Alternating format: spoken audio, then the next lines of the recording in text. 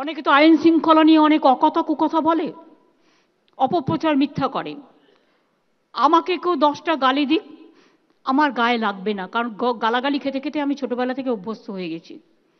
কিন্তু বাংলাকে গালাগালি দিলে আমার খুব আপত্তি আছে।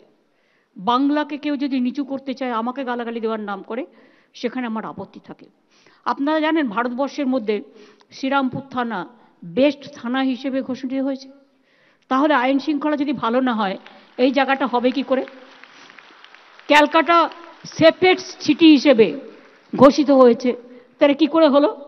এছাড়াও মনে রাখবেন, র্যাগিং একটা অসুখও বলতে পারেন। একটা আমাকে 15রা আমি কেন নতুনদের করব না, এরকম ছোট্ট ছোট মানসিকতা হয়, যার জন্য র্যাগিং নির্মূল করবার জন্য আমরা ইতিমধ্যেই র্যাগিং সংক্রান্ত যে কোনো অভিযোগ জানানোর জন্য একটি টোল ফ্রি নাম্বার চালু করেছি। নাম্বারটি হলো 1800-345-5678। পারলে নাম্বারটা নোট করে নিন, 1800-345-5678। এটা 24x7 চালু থাকে। আমি এডুকেশন ডিপার্টমেন্টকে বলবো, প্রত্যেকটা কলেজ এবং ইউনিভার্সিটিতে এটা একটা নোটিফিকেশন থাকবে নোটিশ বোর্ডে, সুতরাং সব স্টুডেন্টরা যাতে জানতে পারে। যদি কোথাও কোনো র্যাগিংয়ের সম্ভাবনা থাকে সঙ্গে সঙ্গে তারা ফোন করলেই পুলিশ সঙ্গে সঙ্গে অ্যাকশন নেবে। বোর্ড লাগানো থাকবে নাম্বার দিয়ে।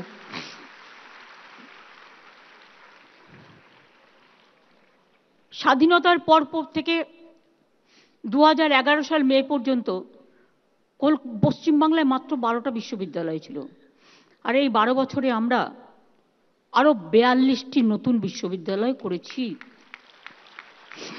প্রায় 2000 কলেজ আজকে পরিণত হয়েছে। 1000 সামথিং থেকে 51টা নতুন কলেজের মধ্যে গভর্নমেন্টই করেছে। বিশ্ববিদ্যালয় হয়েছে, 14টি মেডিকেল কলেজ হয়েছে, 400 পলিটেকনিক আইটিআই হয়েছে। কি হয়নি বলুন তো? সমস্ত স্কুলে পানীয় জল শৌচাগারের ব্যবস্থা করা হয়েছে। 100% মিড ডে মিল দেওয়া হয় স্কুলে, সেই জন্য স্কুল ছুটের হারও কমেছে। আমাদের রাজ্য দেশের মধ্যে এডুকেশন সেক্টরে সেরা শিরোপা পেয়েছে, star of governance Scotch award in education. We must be proud for ourself. আমরা যেন নিজেদের ভুলে না যাই, বাংলা কি কি করেছে সেটা বলবার জন্য আপনাদের বলছি। এবং প্রাথমিক শিক্ষার শীর্ষেও বাংলা। বাংলার ছেলে মেয়েদের ফাউন্ডেশন নিউমারেসি ইন্ডেক্স অনুযায়ী দেশের মধ্যে প্রাথমিক শিক্ষায় বাংলা শীর্ষে। আর ভারতবর্ষে যে দুটো টপ ইউনিভার্সিটি পেয়েছেন, যাদবপুর এবং কলকাতা ইউনিভার্সিটি। তাহলে আপনি বাংলাকে নিয়ে গর্ব না করে অন্য জায়গায় যাবেন কেন? যদি আপনার বিশ্ব আপনাকে হাতছানি দিয়ে ডাকে, তাহলে আমি বাইরে আপনি যাবেন কেন? আপনি তো এখানেই থাকবেন।